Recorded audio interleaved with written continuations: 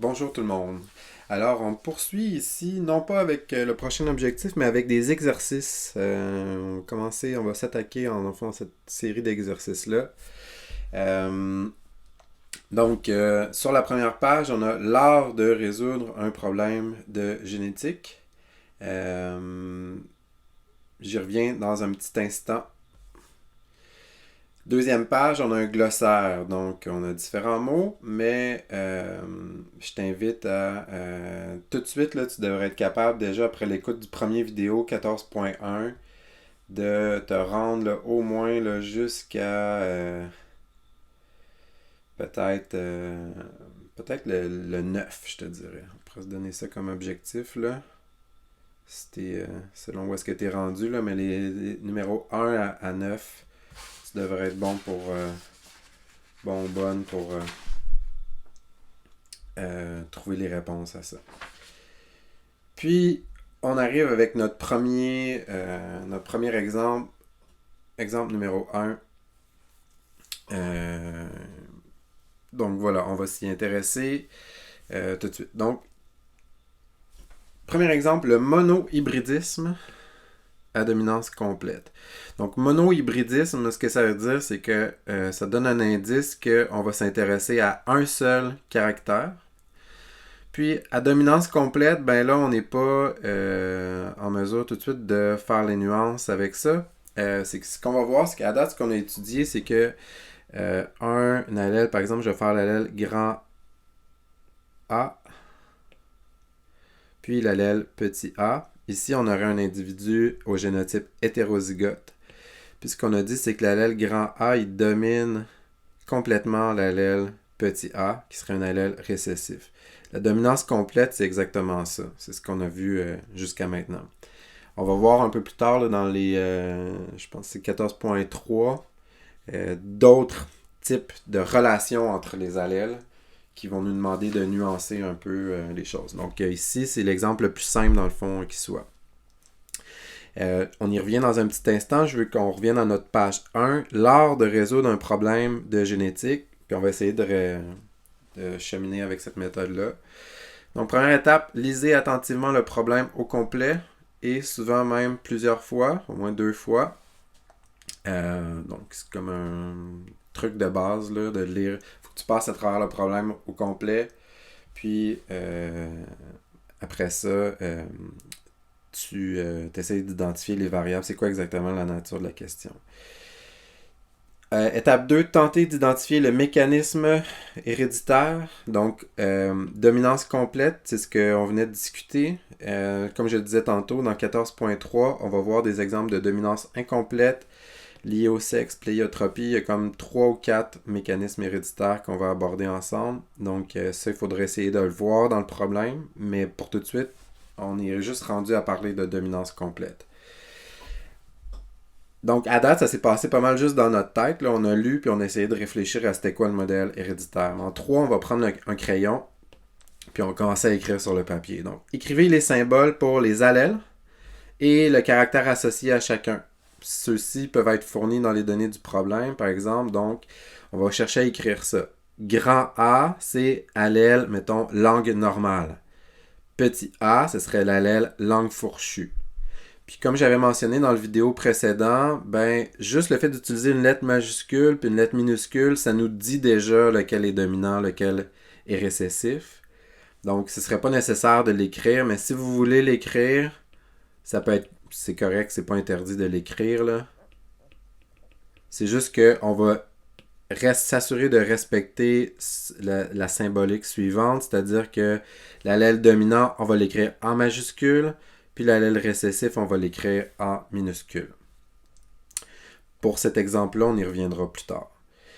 Écrivez les génotypes possibles, donc tels qui sont déterminés par le phénotype. Donc on va avoir les génotypes langue normale, par exemple, pourraient être produits par le génotype homozygote dominant ou encore par le génotype hétérozygote. Alors que les génotypes langue fourchue. Puis remarque ici, on pourrait dire les génotypes qui vont produire le phénotype langue fourchue ben il y en a juste un, puis c'est petit a, c'est l'homozygote récessif. Maintenant, si on demande un croisement, ben on va identifier les génotypes des parents, puis on va les écrire. Donc, par exemple, si on disait à la génération parentale, 2 individus hétérozygotes se reproduisent, ben on écrirait grand A fois grand A petit a. Donc ici, ce qu'il faut comprendre, c'est que le X, là, ça veut dire croisement. Ici, on a un individu diploïde.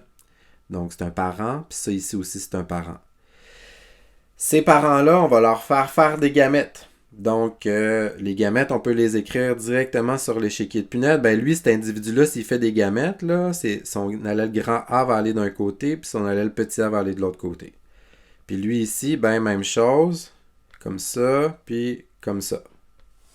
Donc, on a fait notre échiquier, puis on complète la grille ensuite, après avoir fait les croisements comme ça.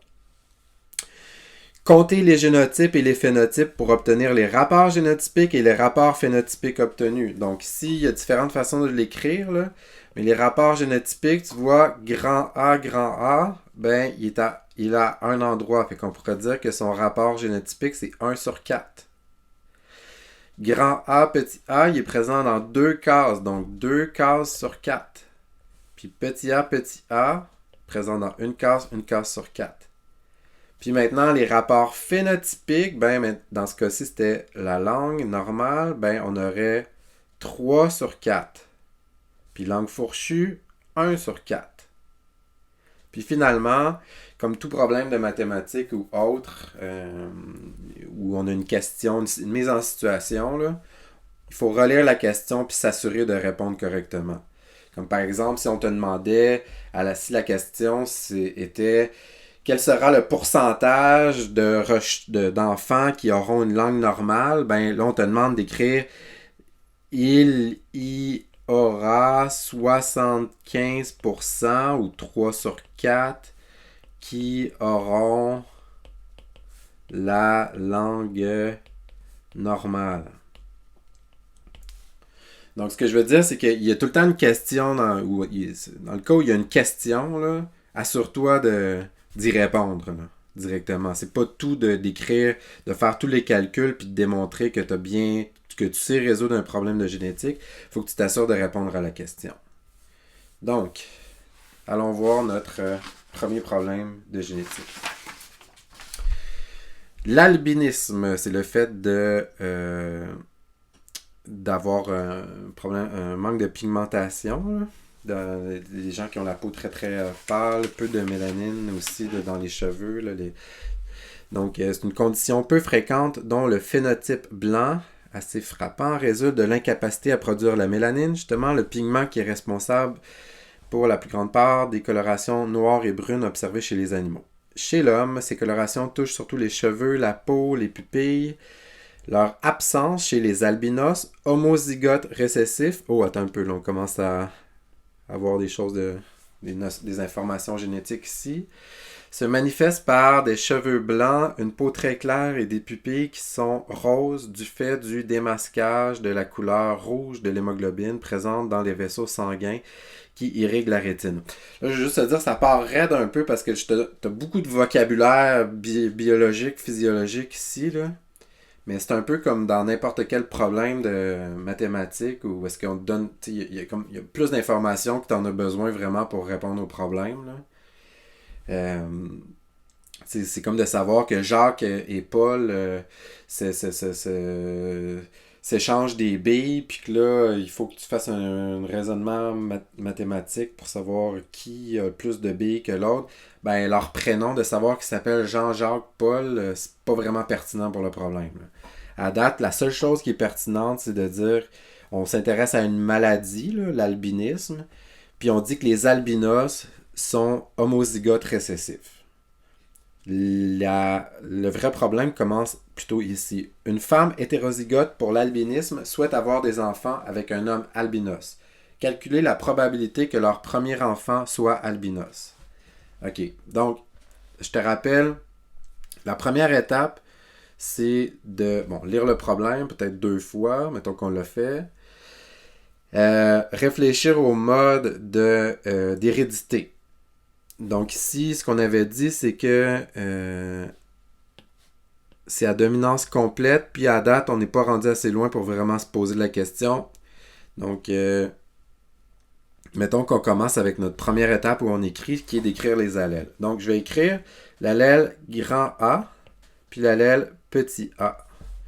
D'après vous, l'albinos, est-ce que l'albinisme, est-ce que c'est un trait qui est dominant ou récessif?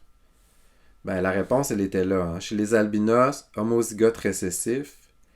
Si on dit qu'un albinos, puis là, je fais juste une petite parenthèse, là. Un albinos, c'est petit a, homozygote récessif, donc. Ben, c'est parce que l'allèle ici, allèle, ou tiens, je vais l'écrire au complet là, pour bien faire. Là. Allèle de l'albinisme, allèle normal. Donc, autrement dit, une personne normale peut être soit grand A ou grand A petit a. D'ailleurs, notre première... dans le fond, on vient de répondre aux deux premières questions. Là. On fallait écrire les symboles des allèles et le caractère associé. Donc, c'est ce qu'on a fait ici. Puis ensuite, on écrit les génotypes possibles. Puis ensuite, on va faire le croisement qui nous est demandé. Donc, allons voir qu'est-ce que ça dit.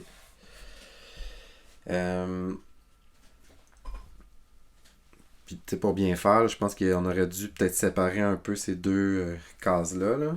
Donc, à gauche, ici, on a les allèles. Marquons-le pour juste être bien clair. Là. Les allèles. Puis ici, on a les génotypes possibles. Avec leur phénotype associé. La prochaine étape, c'est de faire le croisement. Donc, on dit une femme hétérozygote pour l'albinisme souhaite avoir des enfants avec un homme albinos. Donc, on nous le dit là que... On va faire le croisement. La femme, elle est hétérozygote pour l'albinisme. Elle veut se croiser avec un homme qui est albinos. Ben, c'est quoi son génotype? Homozygote récessif. Après ça, on va faire l'échiquier de Punnett. Donc, autrement dit, on pourrait faire les gamètes comme étape intermédiaire si vous voulez. Donc, ici, on va séparer. Puis là, on va séparer comme si on faisait une méiose. Ça, ici, ça serait les gamètes. Puis, on va faire notre échiquier. Donc, grand A, petit a, petit a, petit a.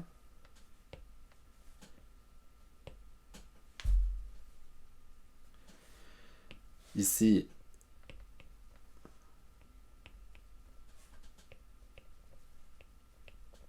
tu vois, j'ai juste fait les probabilités de rencontre dans le fond entre lui puis lui, dans cette case-là. Ça donne grand A, petit a. Entre lui puis lui, grand A, petit a. Puis on a nos deux génotypes homozygotes récessifs de ce côté-là. Si on va voir l'étape suivante dans notre feuille, ça serait de faire les rapports génotypiques et phénotypiques. Donc là, ici, ce qu'on va faire, c'est qu'on va écrire rapport génotypique.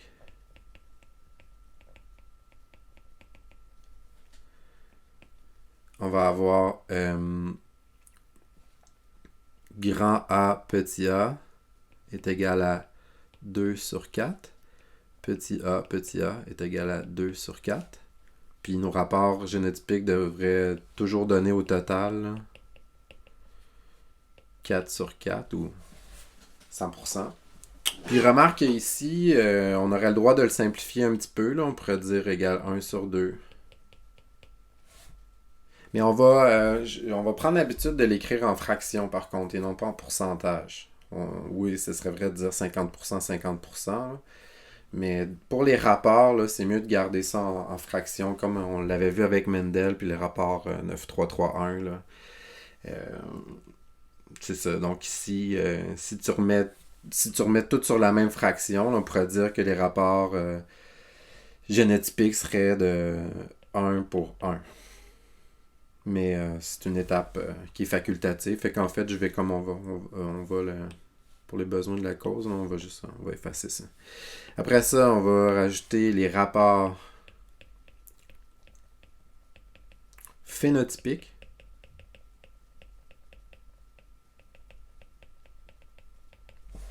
Donc ici, on aurait le phénotype normal. On aurait égal 1/2.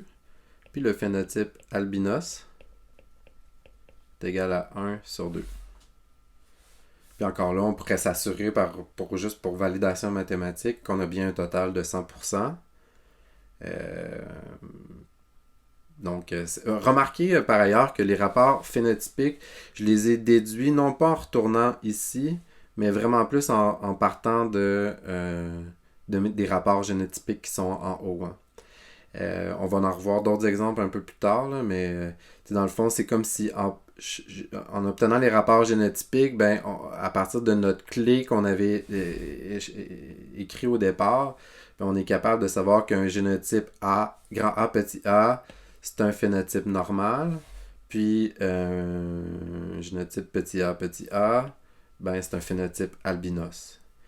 Donc, on aurait complété le problème, la résolution du problème, mais il nous reste la dernière étape, c'est est-ce qu'on répond à la question? Donc, on nous demandait calculer la probabilité que leur premier enfant soit albinos. Donc, on va toujours se rajouter cette étape-là là, quand on va faire un problème de génétique. On va écrire ça comme ça, là, réponse.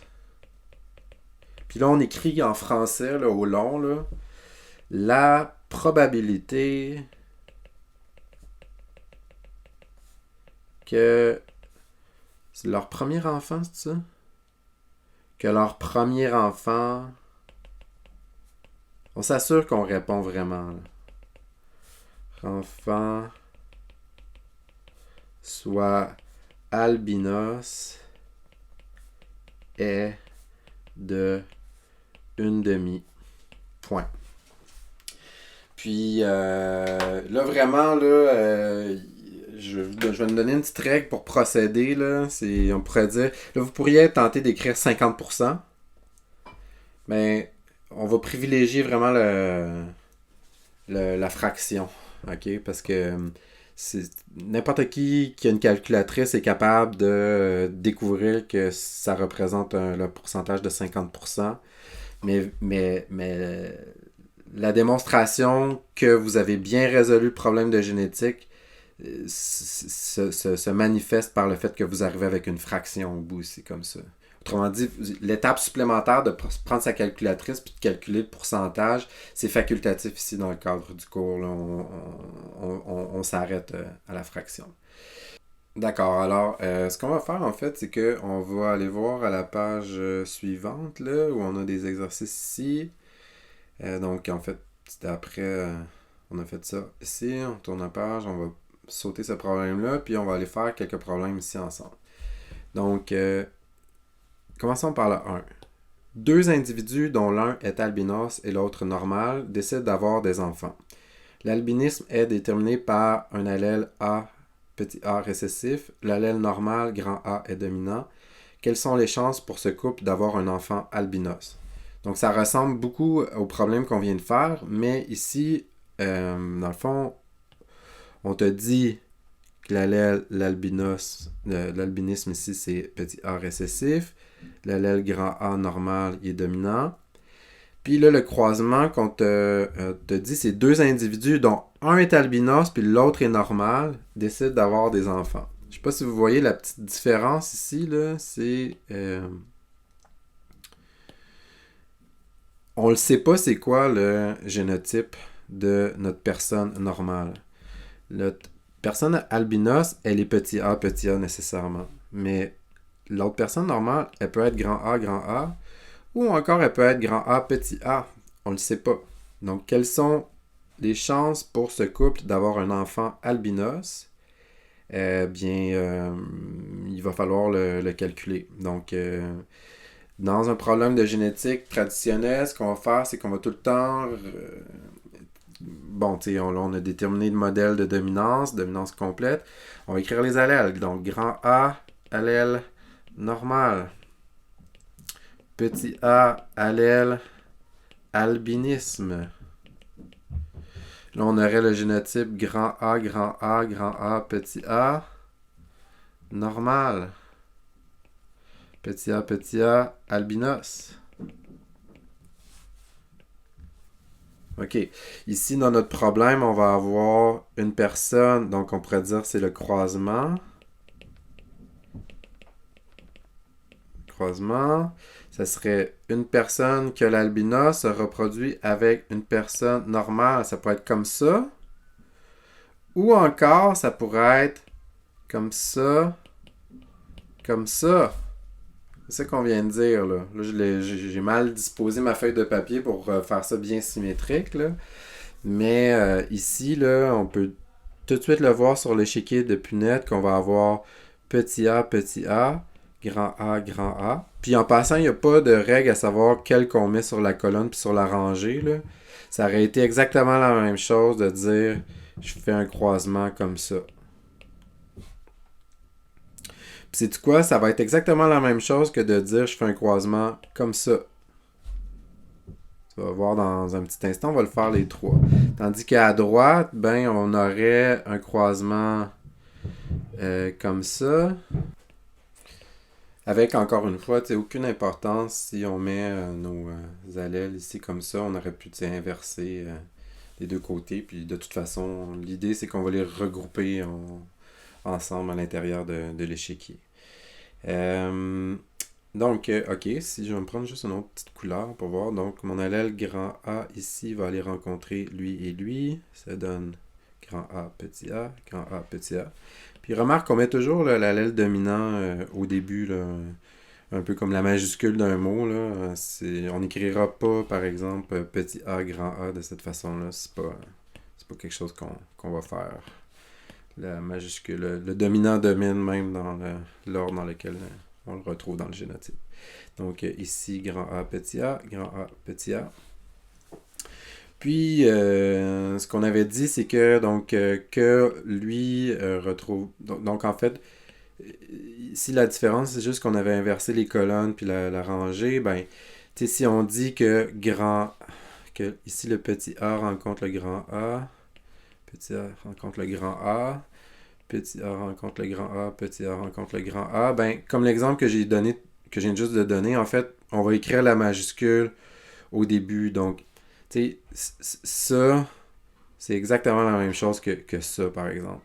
Puis, tellement que, dans le fond, on va les réécrire de la bonne façon pour respecter la priorité de l'allèle dominant, comme ça. Puis, l'idée ici, c'est que, dans le fond, ce qu'on a fait, c'est qu'on a croisé deux homozygotes. On avait un homozygote récessif, puis un homozygote dominant. Donc, c'est quoi les types de gamètes qu'un homozygote peut faire? Ben, c'est juste un seul type. Fait que c'est pour ça que ça sert à rien de mettre nos deux gamètes ici comme ça, puis ici comme ça. Remarque que 100% des génotypes qui vont être produits ici seraient des génotypes hétérozygotes. Dans le fond, c'est comme si on avait croisé deux lignées pures, puis à la F1, 100% des organismes sont hétérozygotes. Fait que c'est pour ça ici qu'une troisième façon de le faire, c'est quand tu as un génotype homozygote, ben, étant donné qu'il y a juste un seul type de gamète possible pour chacun, on pourrait se faire un échiquier avec juste une case dans le fond, puis ce serait grand A, petit a.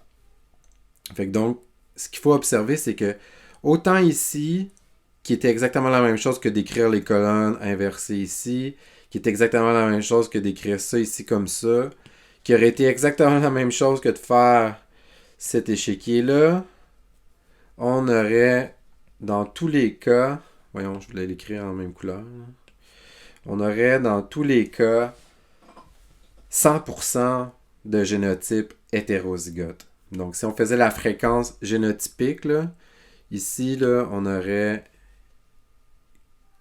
la grand A petit a est égal à 4 sur 4, qui est égal à 4 sur 4 ici, qui est égal à 1 sur 1, qui est égal à 1 sur 1 ici. Dans tous les cas, là, si on le faisait en transformant en pourcentage, ce serait 100% des génotypes produits seraient des hétérozygotes. Donc, pour toutes ces raisons, ce qu'on va faire, c'est que je vais juste effacer tout ce qu'il y a en bas ici, ici, ici, puis on va juste garder ça ici comme ça. Donc, si on complétait le problème de génétique, je te rappelle, la première chose qu'on a faite, c'est d'aller écrire les allèles. Après ça, on a écrit les différents génotypes. On a fait les croisements. Ben, le croisement. Mais ici, on a dit, en fait, il faut faire 2 croisements. Parce qu'on ne sait pas c'est quoi le génotype de l'individu normal. C'est peut-être ça, c'est peut-être ça. Donc, dans ce cas-ci, ce qu'on a fait, c'est qu'on a fait notre échiquier de punette.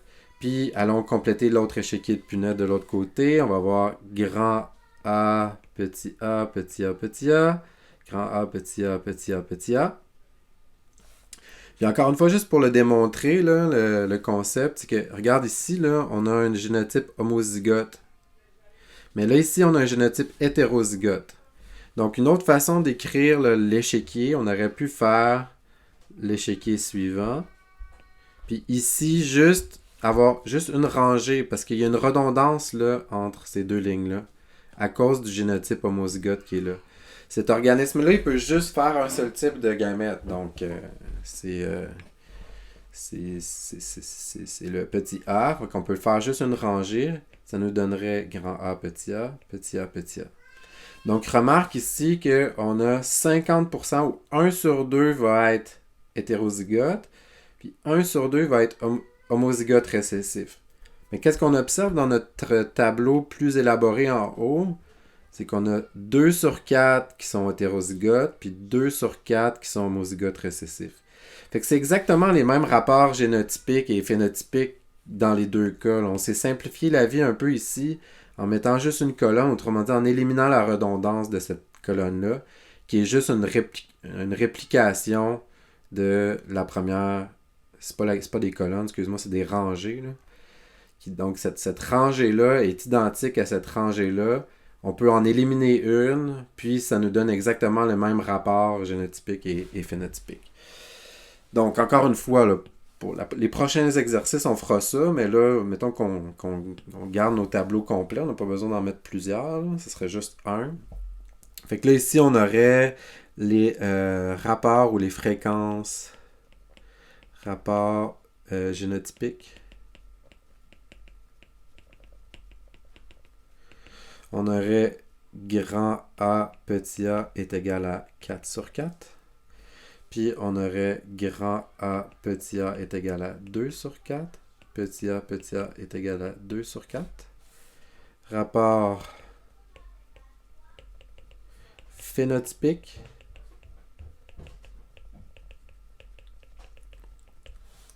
On aurait A, normal égale 4 sur 4. Ici, on aurait normal égale 2 sur 4. Albinos égale 2 sur 4.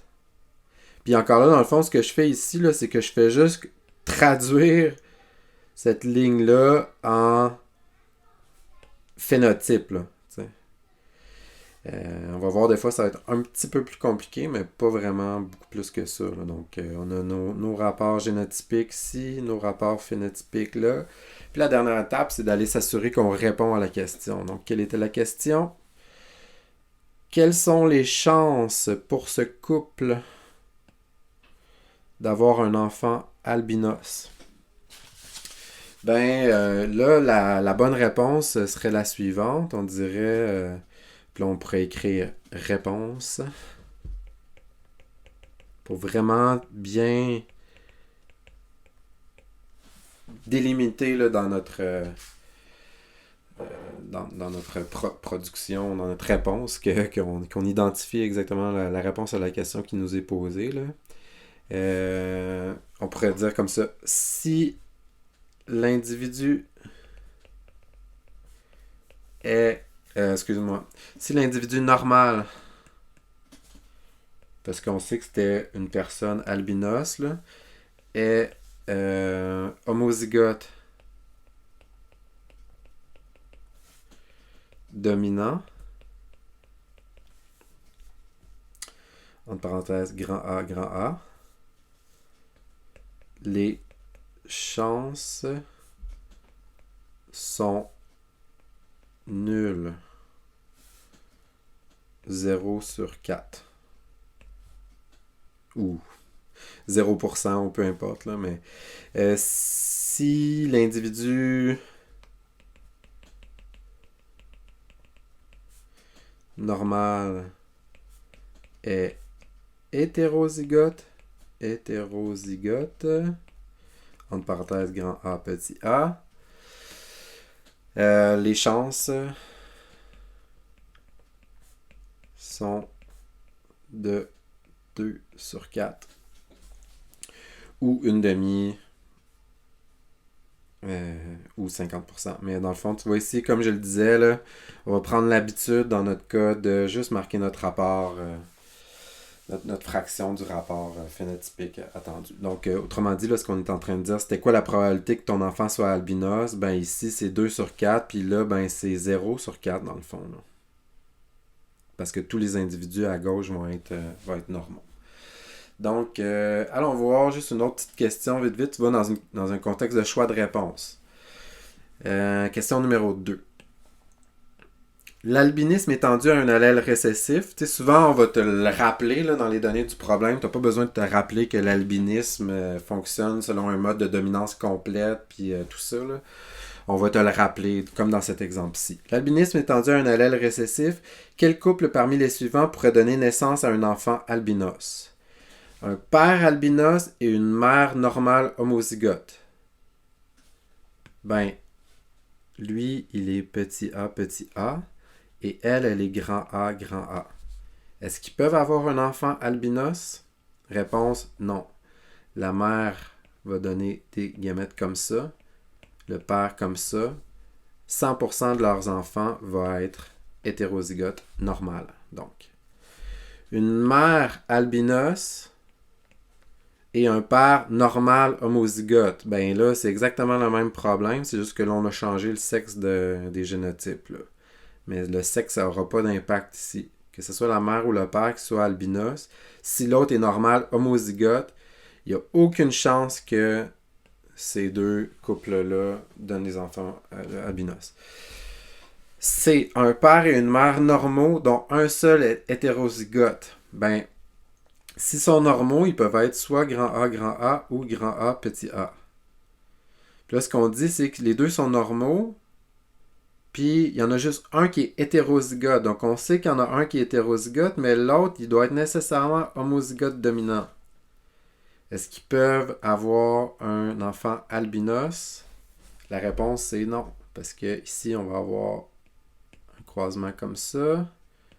Puis, tu vois, nos deux enfants, là, ici, là, nos deux types de génotypes qu'on va retrouver chez les enfants vont être des génotypes normaux. Donc, ça marche pas. J'espère que la réponse, c'est le D. Un père albinos et une mère hétérozygote. Ben oui, ça marche. Lui est comme ça, puis elle est comme ça. Donc, qu'est-ce que ça donne comme échiquier de punette? Ça ici, ça donne petit a, grand A, petit a. Et on a ici une probabilité de 1/2 ou 50% d'avoir un enfant albinos avec ce génotype-là. Donc, en fait, à partir de cette procédure générale-là qu'on vient de démontrer dans 2 ou 3 reprises, là, donc de lire le problème, d'identifier les allèles, d'identifier les génotypes, de procéder au croisement, de faire un échiquier, d'établir les rapports génotypiques et les rapports phénotypiques, puis finalement de répondre à la question, ben, vous devriez être en mesure de solutionner tous les problèmes là, de cette page-là, mono-hybridisme avec dominance complète. Donc, je vais vous laisser les faire. Il y a le corrigé qui est disponible aussi pour valider vos réponses. Mais je m'attends à ce que, bon, il y a peut-être certains problèmes qui sont plus tordus un peu, qui pourraient vous poser des difficultés. Donc, écrivez-moi, faites-moi le savoir si vous avez des difficultés avec certains des problèmes. Puis là, je pourrais faire une vidéo sur mesure pour solutionner les différents problèmes. Donc, suite à cette vidéo-là, l'écoute du chapitre 14.1, cette vidéo-ci, vous seriez en mesure de faire tous ces problèmes-là, d'aller valider avec le corrigé. Ce problème-là, à la page précédente, là, on va falloir qu'on y revienne un petit peu plus tard. On va faire, c'est un autre type de résolution de problème ici. Mais pour ce qui est de cette première procédure-là, là, vous devriez être en mesure de le faire. Puis je vous rappelle être capable de vous rendre jusqu'au numéro 9 environ ici. Pour tout de suite, je vais m'arrêter, puis je vous reviens dans une prochaine vidéo avec l'exemple suivant qui est un exemple de dihybridisme à dominance complète. Donc bon travail, bye bye.